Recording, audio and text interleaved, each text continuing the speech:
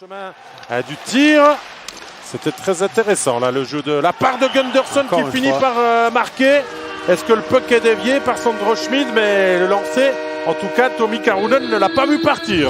Ouais, et là Gunderson connaît une saison exceptionnelle. Il est rentré dans la zone, il s'est encore aménagé, il a pu couper au milieu une feinte, et là il a reçu un puck, il a battu, il a trouvé une ligne de tir. Regardez à quelle façon il trouve une ligne de tir.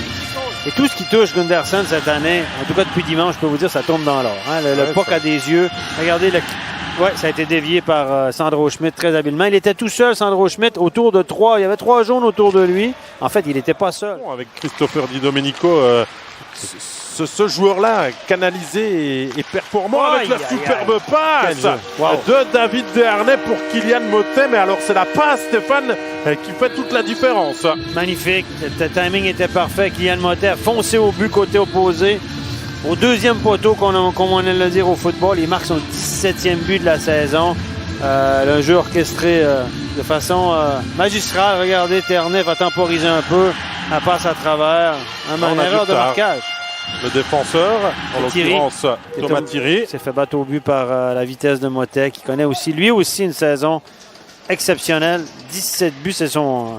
Attention à 3 contre 5, le bon lancer de la part de Simon Moser. Mais derrière, on s'est découvert. Desharnais, Di Domenico, et ça fait 3-0 avec les étrangers. Une nouvelle fois la parade.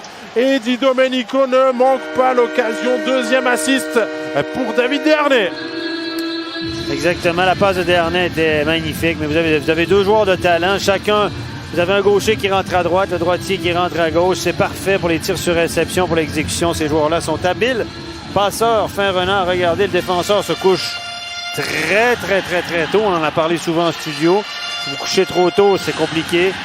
Des joueurs comme ça, ils vont vous battre avec la canne complètement sur la glace, un peu un gros manque. Stéphane, j'ai envie de te dire, Berne a été joueur, on s'est porté à l'offensive. Oui. C'est découvert, on est à 3. C'est pas qu'on est à 4. On avait une bonne chance. Gunderson a fait une chute. S'il veut rajeunir l'équipe et tout, il peut quand même construire sur un joueur de talent. Et là, c'est bien fait. Et c'est Pestoni qui le mérite peut-être ce but.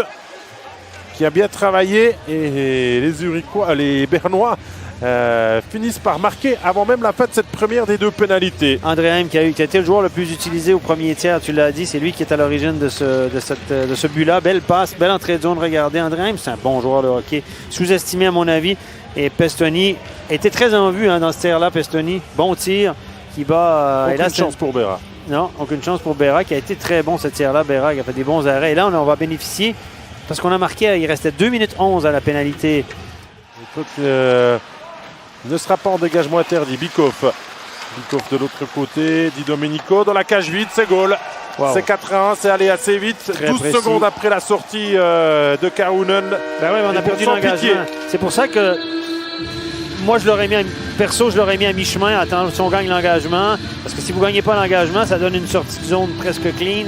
Et là, vous êtes un petit peu emprunté. Di Domenico, lui, continue. Pas un grand buteur, vous le voyez. C'est pas un fin buteur. C'est un fabricant de jeu et là, il a été très malin. Regardez, il a balayé cette rondelle-là directement. Et c'est pas facile parce que le puck longe la bande comme ça. Il l'a balayé directement. Et il sera top scorer, Di Domenico, au prochain match.